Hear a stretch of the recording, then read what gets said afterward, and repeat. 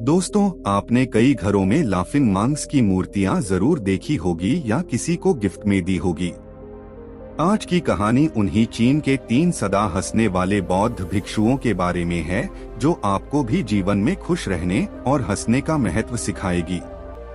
एक बार प्राचीन चीन में 3 प्रौढ़ भिक्षु रहते थे।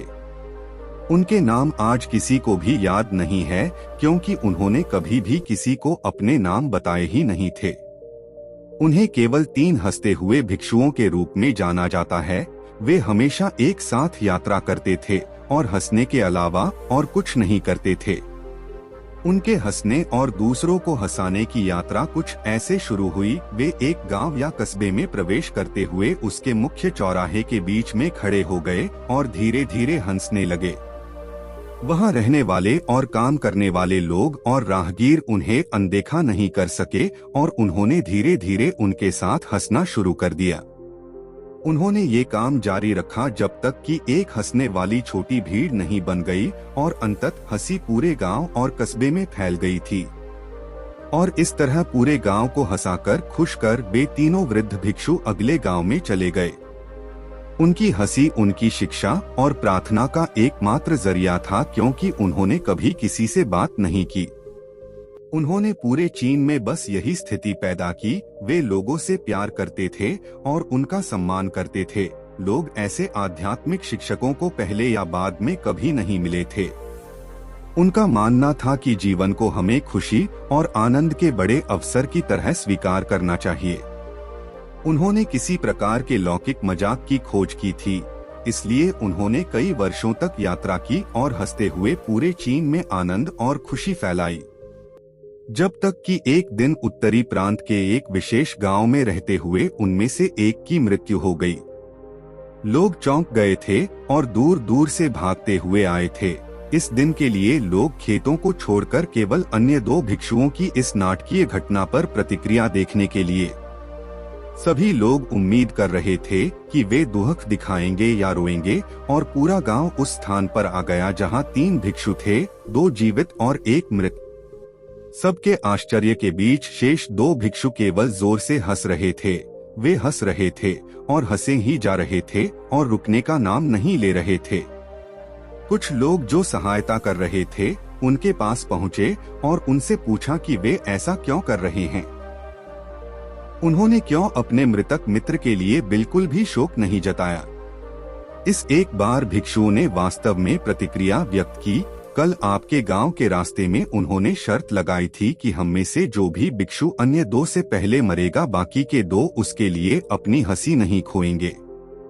उसने एक वसीयतनामा भी तैयार किया था, जिसमें मृतक को चिता पर डालने से पहले मृतकों को धोने और उनके कपड़े बदलने की परंपरा थी।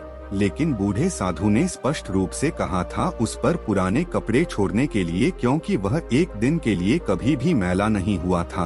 उसने कहा था कि मैंने कभी भी इस दुनिया की किसी भी गंदगी को अपनी हंसी के माध्यम से मुझ तक नहीं पहुंचने दिया। उसकी वसीयत में कहा गया था कि बूढ़े भिक्षु के शरीर को उसके कपड़ों के साथ चिता पर रखा जाए। उसके अंतिम संस्कार के दौरान वही पुराने कपड़े उस मृत शरीर पर थे। और जैसे ही आग जली और उसके कपड़ों को जलाना शुरू किया, हर कोई हैरान रह गया कि अचानक 100 रंगों की आतिशबाजी ऊपर और नीचे सभी दिशाओं में फटने लगी, और आखिरकार वहां जमा हुए लोग भी उसकी हंसी में शामिल हो गए।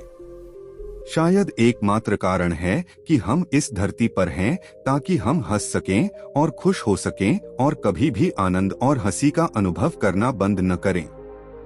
अगली बार जब आप किसी समस्या का सामना करें तो आईने में देखें और बस समस्या को हंसकर दूर कर दें, क्योंकि आपकी खुशी ही आपको जीवित बनाती है।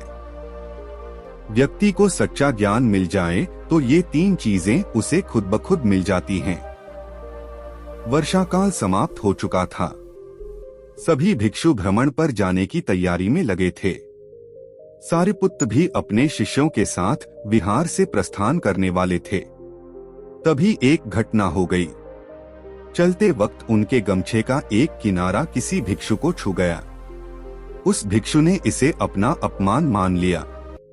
वह बुद्ध के पास पहुंचा और शिकायत करने लगा, सारिपुत्त को आपका प्रमुख शिष्य होने का अहंकार हो गया है। उन्होंने मुझ पर प्रहार किया और अब क्षमा मांगे बिना ही चारिका पर जाने की तैयारी कर रहे हैं।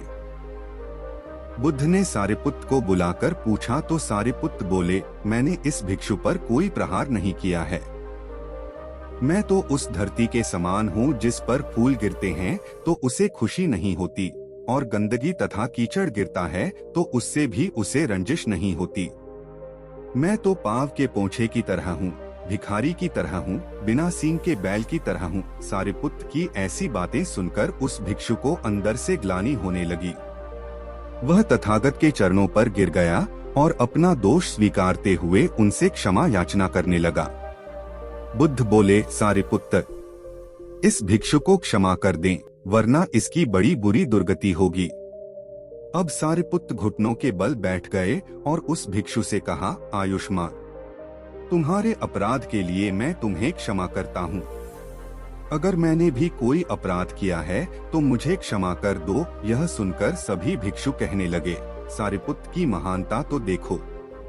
ऐसे झूठे व्यक्ति पर क्रोध न करके स्वयं उससे भी क्षमा याचना कर रहे हैं। भिक्षुओं की सुगबुगाहट सुनकर महात्मा बुद्ध बोले, जिसे सच्चा ज्ञान मिल गया है उसका मन और वाणी तो शांत रहती ही है, उसके कर्म भी शांत होते हैं।